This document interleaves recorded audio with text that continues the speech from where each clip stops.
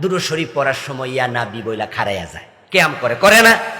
আচ্ছা, তারা যে কিয়াম করে, আমি করি না, কিন্তু আমার প্রশ্ন হলো তারা কি রাসূলের সাথে দুশমনি কইরা কিয়াম করে? মোটেও না। বরং তাদের অন্তর রাসূলের প্রতি এমন আবেগ, এমন ভালোবাসা যে আমি রাসূলকে সালাম দেব, বৈশা বৈশা সালাম দেব, কেমন জানি একটু বেয়াদবি মনে হয়। আমার রাসূলকে আমি বলবো ইয়া নবী সালামু আলাইকা, ইয়া হাবিব সালামু আলাইকা, তখন আমি দাঁড়াইয়া গেলে আমার ভিতরে মনে হয় যেন সম্মানটা বেশি হচ্ছে। এই চিন্তাটাই তারা কিন্তু খারায়, অন্য চিন্তা না। রাসূলের প্রতি মহব্বত, ইশক, ভালোবাসা, আমি এতে সন্দেহ করি না, কিন্তু আমার প্রশ্ন তো অন্য জায়গায়। প্রশ্নটা হলো, যদি রাসূলকে দাঁড়াইয়া সালাম দেওয়ার মাঝে আপনি ইসলাম খোঁজেন, মহব্বত খোঁজেন, মনে করেন এটাই আদব, তাহলে আত্তাহিয়াতুর মাঝে যখন সালাম দেন তখন খারান না কেন? আসসালামু আলাইকা আইয়ুহান নাবিয়্যু ওয়া রাহমাতুল্লাহি, আছে না? তো আত্তাহিয়াতুর মাঝে চুপ করে খারান না কেন? ওখানে তো রাসূলকে আপনি সালাম দিচ্ছেন।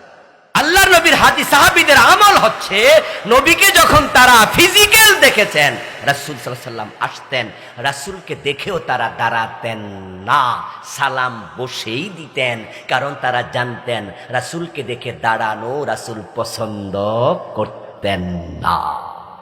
এই যে আমরা আজকে বসে আছি, রাসূলুল্লাহ সাল্লাল্লাহু আলাইহি ওয়াসাল্লাম যদি আজকে জীবিত থাকতেন, উনি এখন আসতেন, আমরা যদি দাঁড়াইয়া যেতাম, উনি অপছন্দ করতেন, বলতেন বসো, দাঁড়াইছো কেন?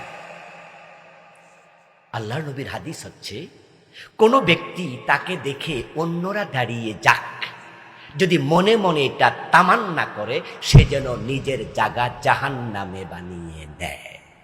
আমার দোস্ত, আপনি কিয়াম করলেন, দাঁড়াইয়া গেলেন, আচ্ছা আপনার দাঁড়ানো, আপনি না হয় দাঁড়ালেন, কিন্তু জামেলা তো এখানে নয়, জামেলা তো হয়েছে ধরেন আমি খারাইলাম না, এই যে আজকে এখানে আমরা আছি, যদি একজন হুজুর ইয়া নবী কইয়া খারাই যেত আর আপনারাও সবাই খারাই যেতেন, আর আমি মনে মনে ভাবলাম যে আল্লাহর নবী পছন্দ করতেন না, আমি দাঁড়াবো না, আমি বসে আছি, তাহলে সবাই আমার দিকে চোখ বড় করে তাকায়া মনে মনে কইতো, দেখছো রাসূলের প্রতি কোনো মহাব্বত।